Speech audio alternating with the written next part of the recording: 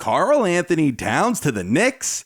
Yes, we're going to talk about that in a little bit, but before I do, if you love the Knicks and you're not subscribed, be sure to subscribe, especially if you want to be kept up to date with the latest in Knicks news. We're on the road to 100 subscribers, so please help us get there. I want to upgrade the set, but I'll do that once when we see a little more of a bump in subscribership, if you will. So, listen, according to Ian Begley, the New York Knicks could have had Karl-Anthony Towns if they wanted to go down that route. Now, the Timberwolves supposedly were taking calls about Karl-Anthony Towns. However, Begley did mention that he did not know how serious the Timberwolves were. But being and considering that the Knicks have a lot of draft capital and some young assets, that possibly a deal could have been done for Mr. Karl-Anthony Towns. However, the Knicks decided not to go that route. Now, Karl-Anthony Towns, once upon a time, was one of the best big men in the game, and if you think he still is, that's your opinion, and that's fine. It's fine to think that way. However, last season, he struggled to stay on the court, played in just 29 games for the Timberwolves. And is that a guy that I want the Knicks to get? Not really, to be honest with you.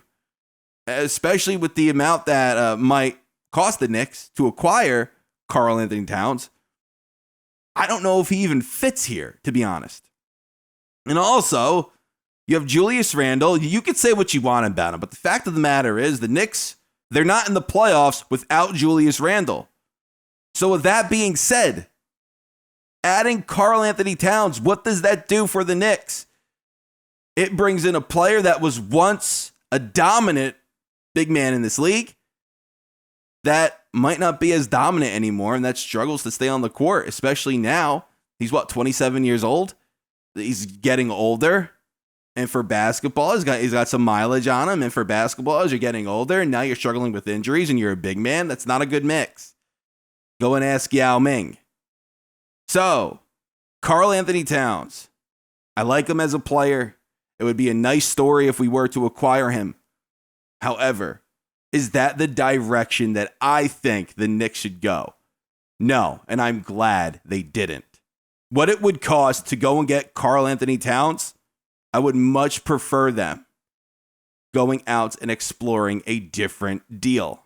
I've mentioned OG Anunoby in the past week. The channel's been around for just over a week. I've mentioned him.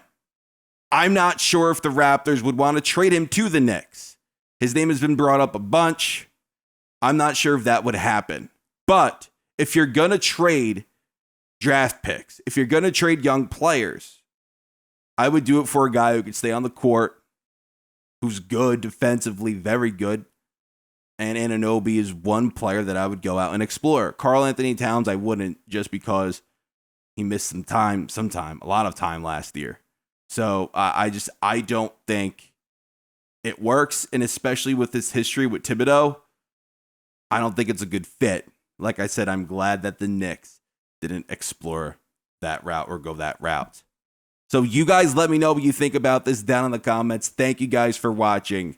This is Joe, and until next time, signing out.